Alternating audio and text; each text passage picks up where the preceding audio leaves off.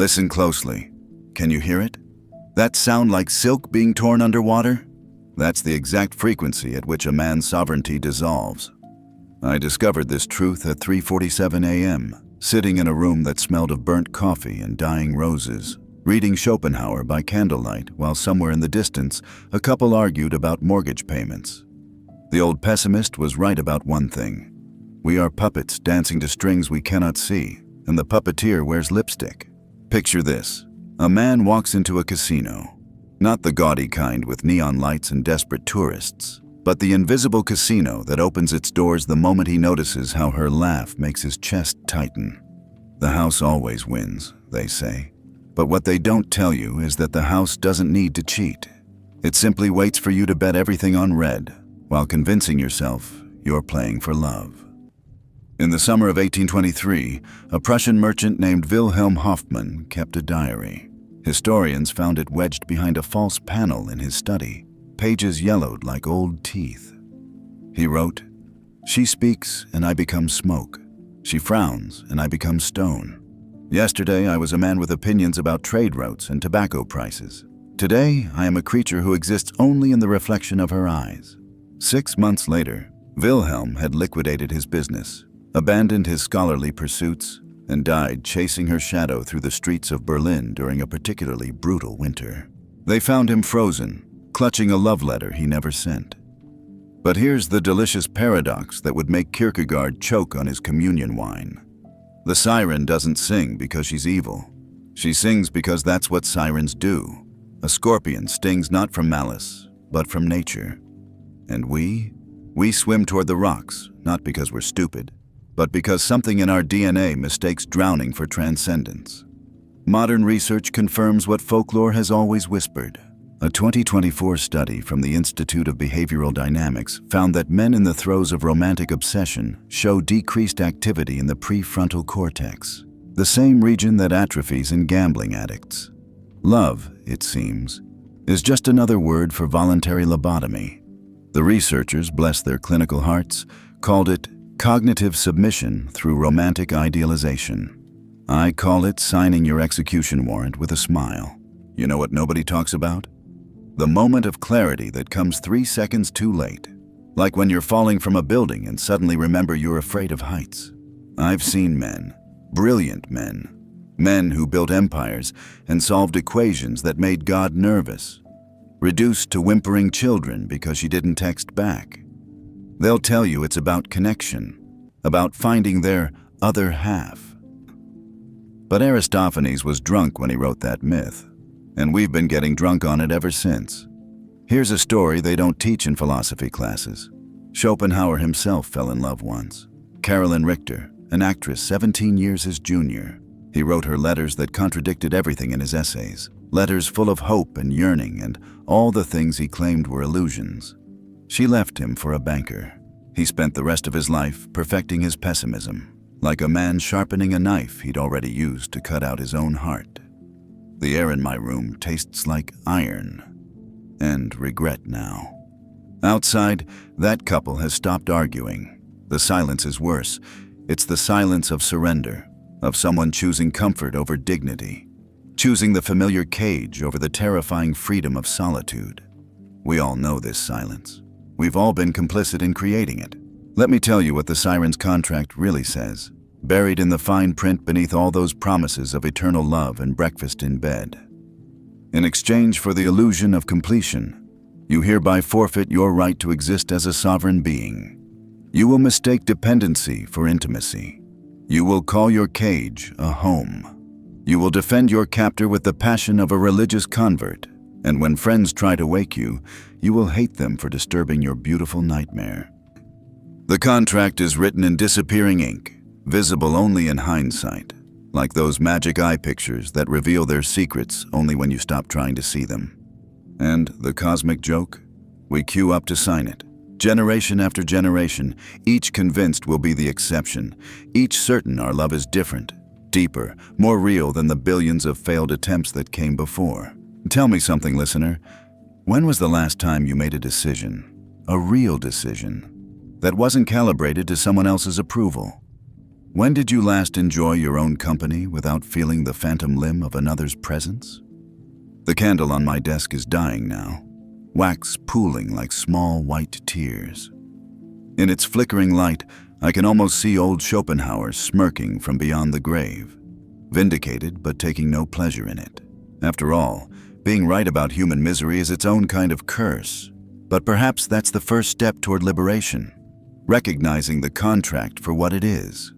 Not love's promise, but love's prison. Not connection, but cosmic comedy. The siren will always sing, and men will always swim toward the rocks. But maybe, just maybe, one or two will remember to bring earplugs, or better yet, learn to enjoy the silence.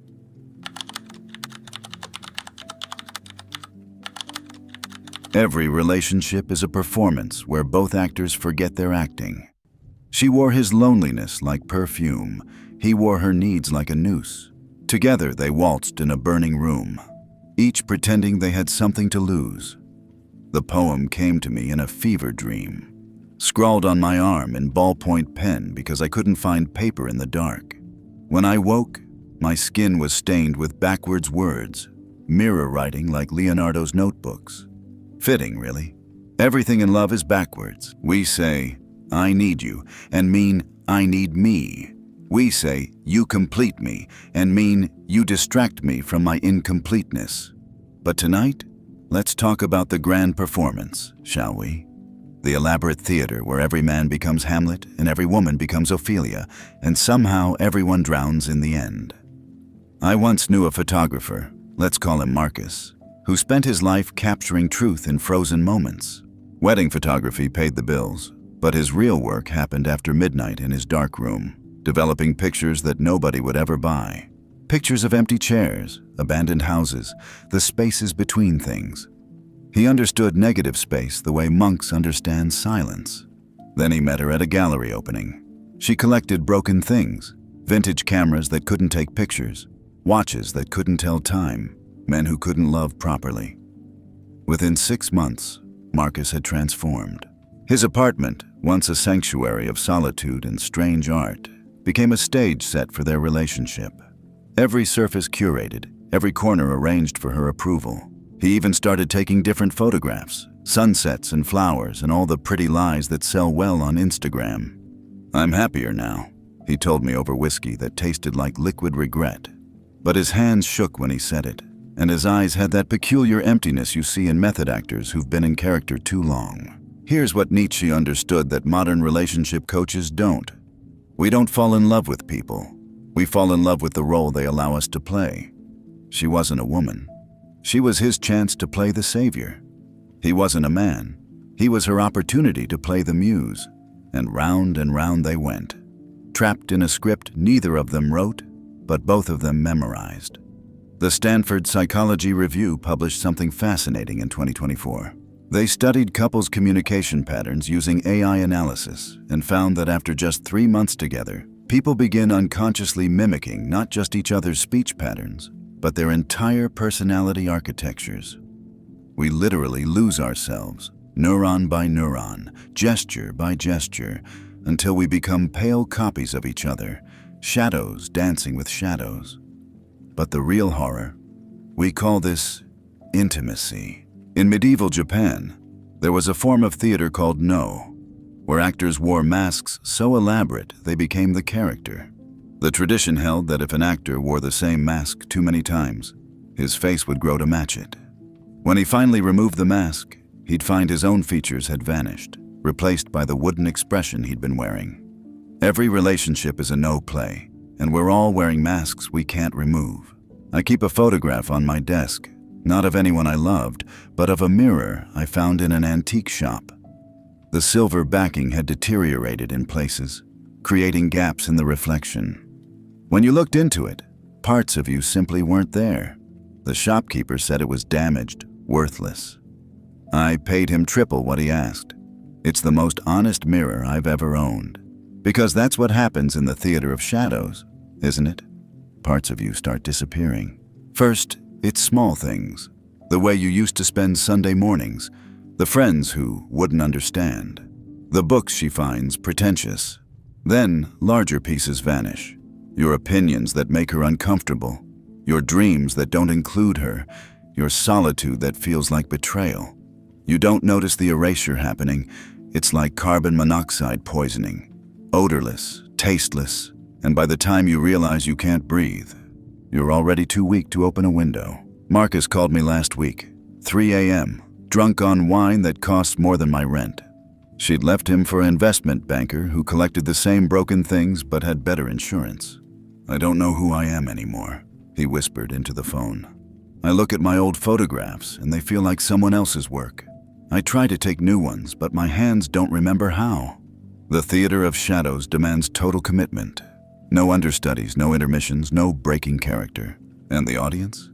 The audience is just you, watching yourself perform happiness while your authentic self suffocates in the wings.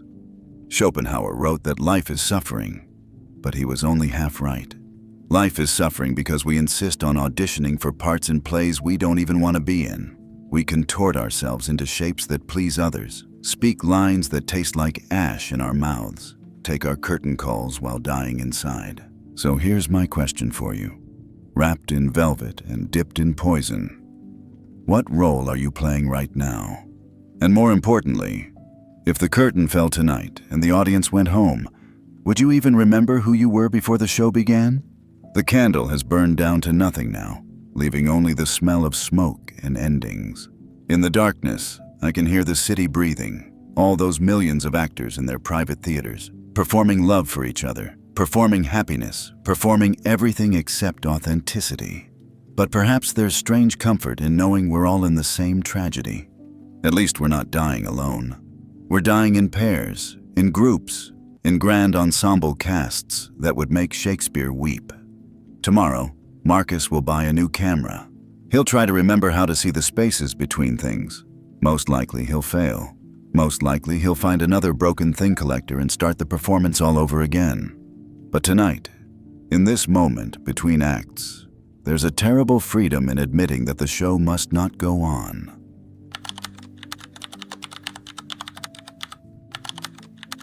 Validation is a drug that requires ever-increasing doses until the overdose becomes inevitable. There's a plant in the Amazon called the strangler fig. It starts life as a tiny seed in the canopy, dropped by a bird onto a host tree. Slowly, invisibly, it sends tendrils down, wrapping around the trunk with what looks like an embrace. The host tree continues growing, unaware it's being hollowed out from inside. By the time the fig's grip becomes obvious, it's too late. The host dies, leaving only a hollow lattice of fig roots standing where a tree once lived. I'm telling you this at 4:17 a.m., speaking into the darkness like a madman at confession, because I just watched a man become a strangler fig's ghost, and his name was me. But let me back up. Let me tell you about the hunger. It starts innocently. A text message with a heart emoji. Your chest tightens, just slightly, like someone tuning a guitar string. Dopamine whispers its little prayer. You've been chosen, noticed, valued. For approximately 11 seconds, you exist. Then comes the silence between texts. The hunger notices.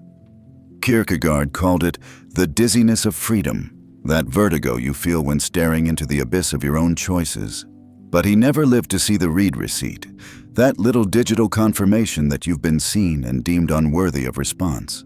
He never experienced the exquisite torture of watching someone's typing indicator appear and disappear,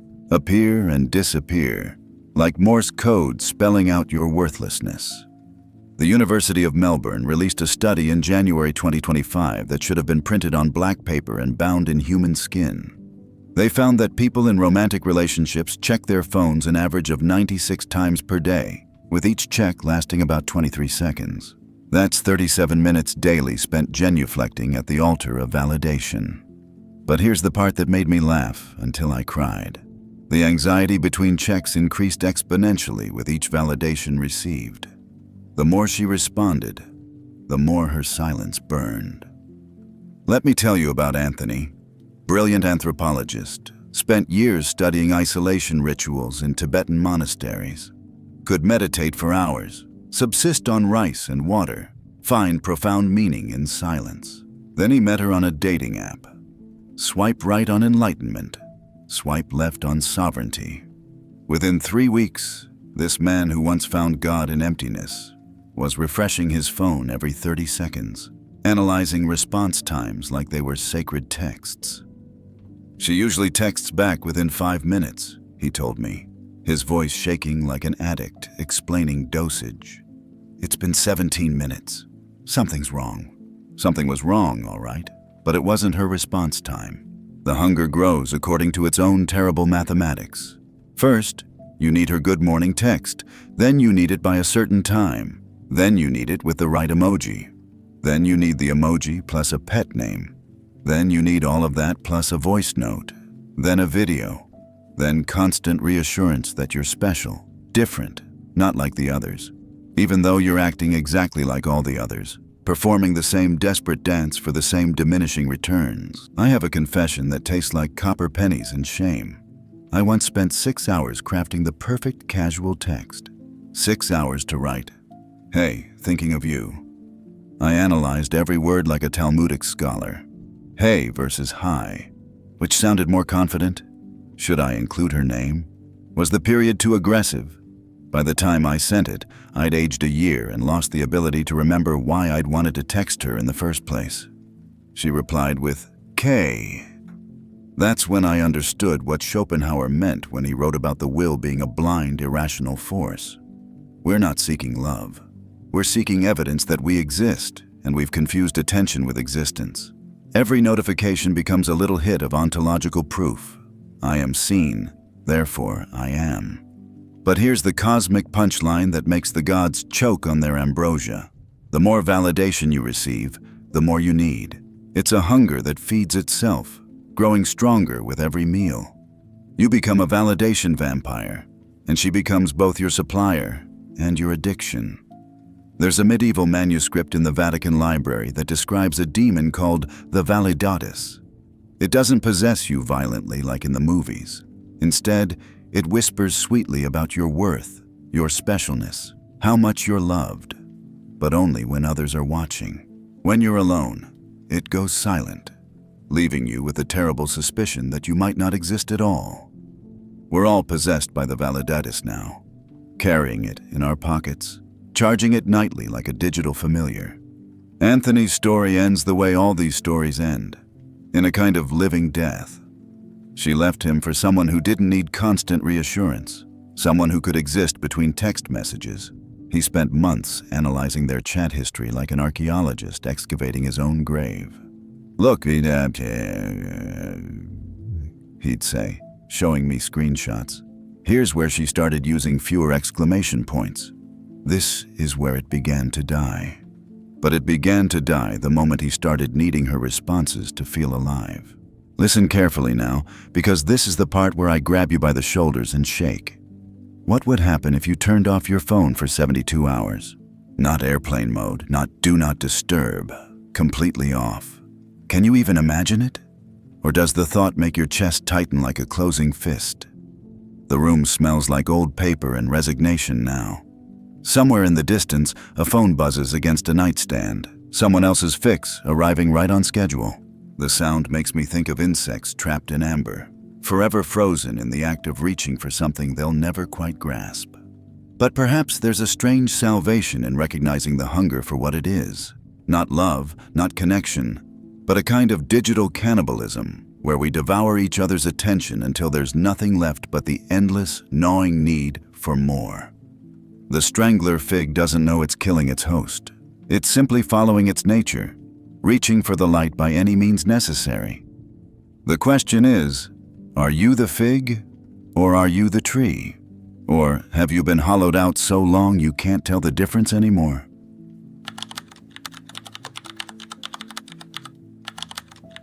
Memory is the cruelest gift. It preserves what destroys us. Shh, lean closer. I'm going to whisper something terrible.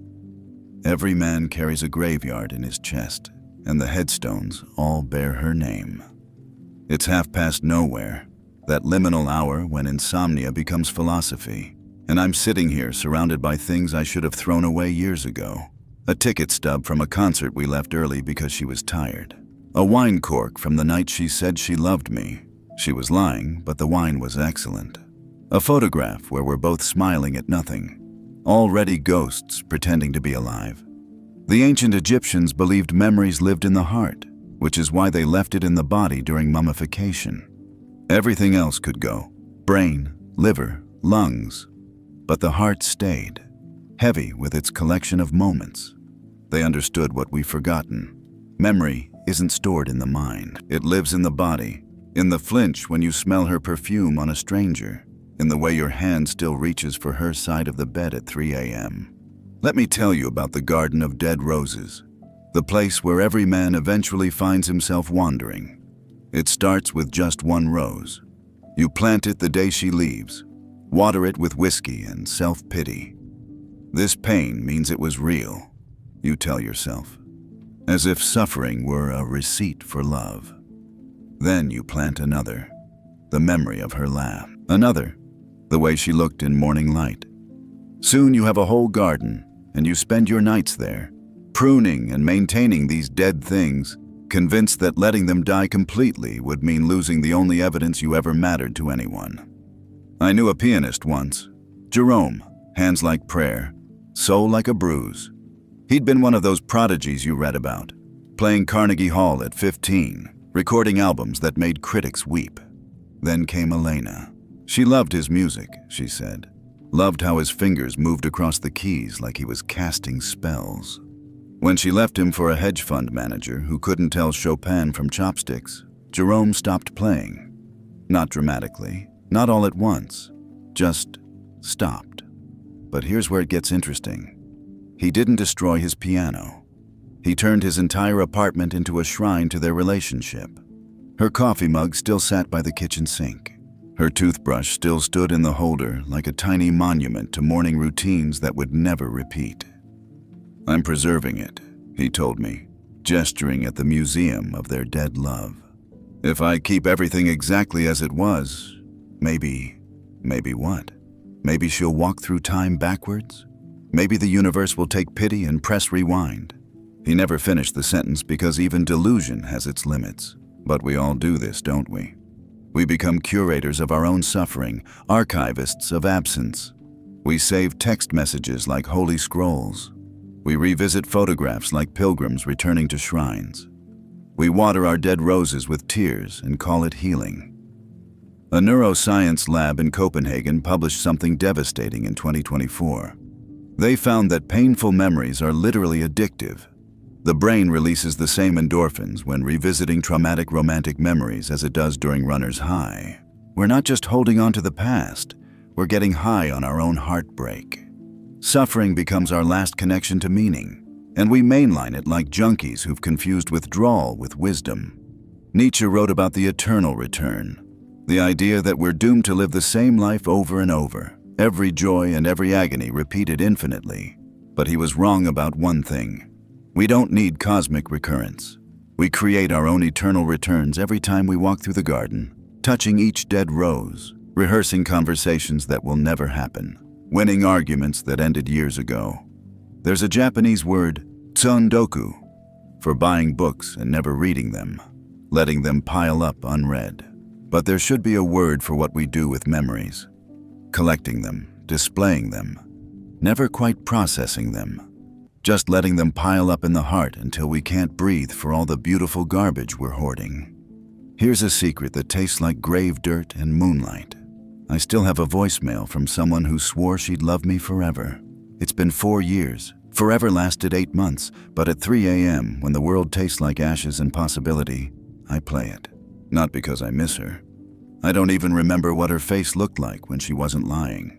I play it because the pain is familiar, and familiarity feels safer than the terrifying emptiness of moving on. Jerome called me last month. He'd finally hired someone to clear out Elena's things. The cleaning lady found a letter wedged behind the piano, Elena's real goodbye, the one she never sent. In it, she confessed she'd never really loved his music. It reminded her of her father, who'd forced her to take piano lessons. She'd loved the idea of loving a musician, but the reality made her feel like a child again, powerless and performing. "I wasted 3 years watering a garden for someone who was allergic to roses," he laughed, but it sounded like glass breaking in his throat. "So, here's my challenge, whispered like a curse or a blessing. Go to your garden right now. Pick one dead rose, just one. The text thread you read when you can't sleep. The photo you've hidden in that secret folder. The gift you can't throw away. Pick it up, hold it to the light. Then ask yourself, is this memory keeping you warm, or is it keeping you from building a fire? The candle is just a puddle of wax now, reflecting nothing. In its dying light, I can see my own garden spreading before me, acres of carefully maintained grief. Each dead bloom perfectly preserved, each thorn still sharp enough to draw blood. But sometimes, in the strange honesty that comes with exhaustion, I wonder what would happen if we just stopped gardening. Let the weeds take over. Let the roses turn to dust. Let memory do what memory wants to do naturally. Fade, blur, become story instead of scripture. Jerome started playing again last week. Not the old pieces, the ones she pretended to love. New compositions that sound like someone learning to breathe underwater. They're terrible. They're beautiful. They're alive. Maybe that's the secret. Dead roses can't bloom, no matter how faithfully you tend them. But if you're brave enough to clear the garden, something else might grow. Something that doesn't require her ghost to survive.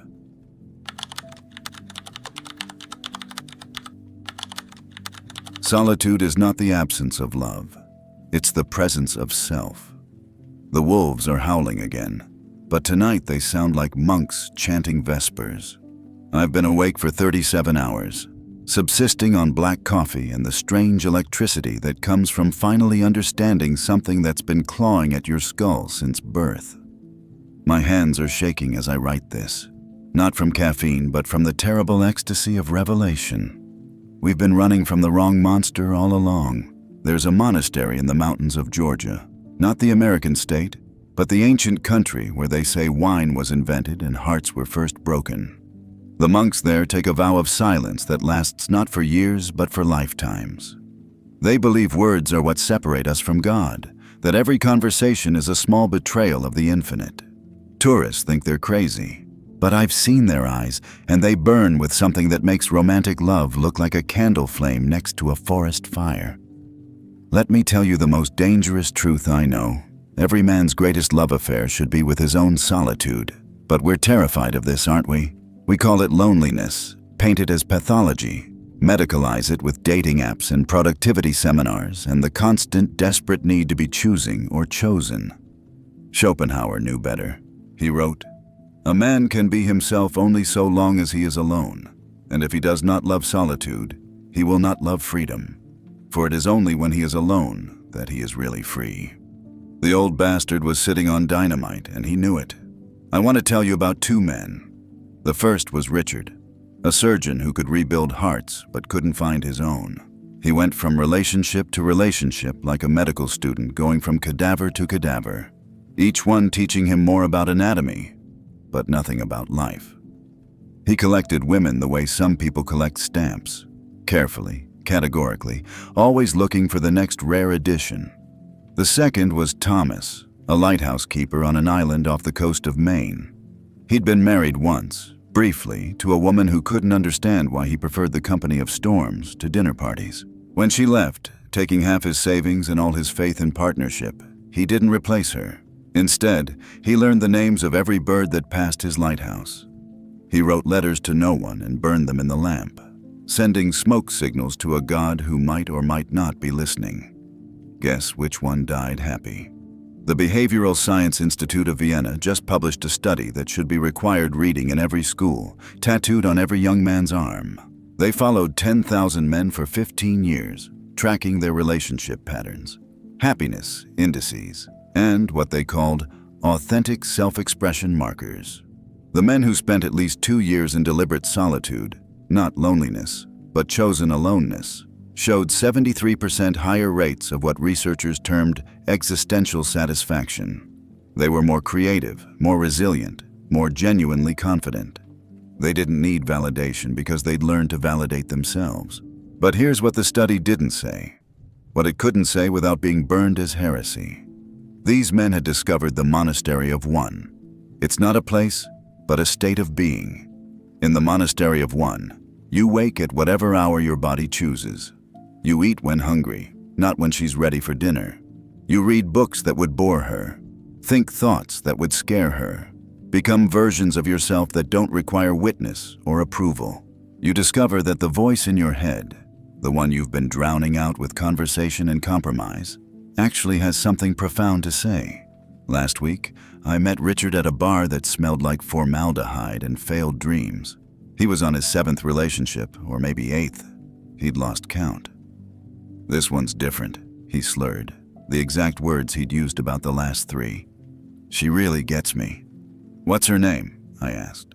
The pause lasted 17 seconds. I counted. Meanwhile, Thomas sends me postcards from his lighthouse. The latest one just said, "The storms are teaching me to sing.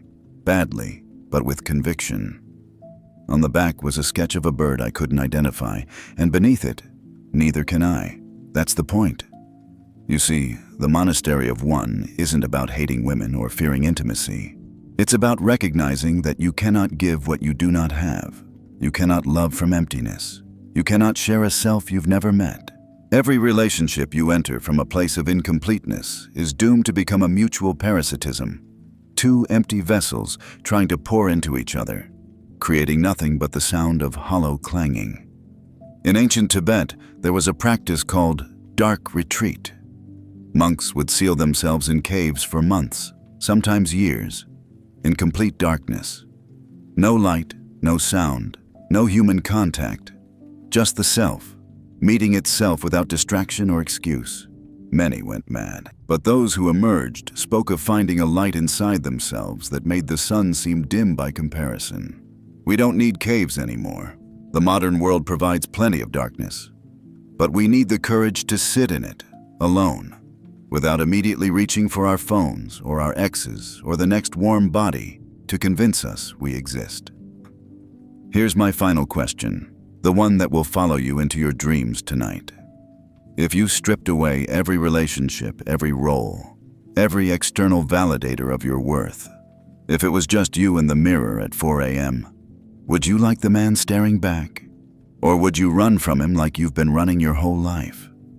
The wolves have stopped howling now. Dawn is breaking like a promise or a threat, painting the world in shades of possibility. I can hear the city waking up, all those millions of people fleeing their solitude, checking their phones, scheduling their distractions, running from the beautiful terror of their own company. But somewhere, Thomas is watching the sun rise over an empty ocean, perfectly alone, perfectly complete. He's learned the secret that would make Schopenhauer weep with joy. Solitude isn't the consolation prize for those who can't find love. It's the prize itself. The monastery of one has no doors because it needs no doors. You're already inside. You've always been inside. The only question is whether you'll stop trying to escape. Richard will text his maybe girlfriend whose name he can't remember. He'll suggest brunch, suggest forever, suggest anything except the revolutionary act of being alone. He'll die as he lived, surrounded by people, utterly lonely, never understanding the difference between loneliness and solitude. But you could choose differently. You could discover that the greatest love story ever written is the one between a man and his own existence. You could learn that every moment spent in genuine solitude is a love letter to the self you're becoming. You could enter the monastery of one and find that it's not a prison. It's a palace. And you've always held the key.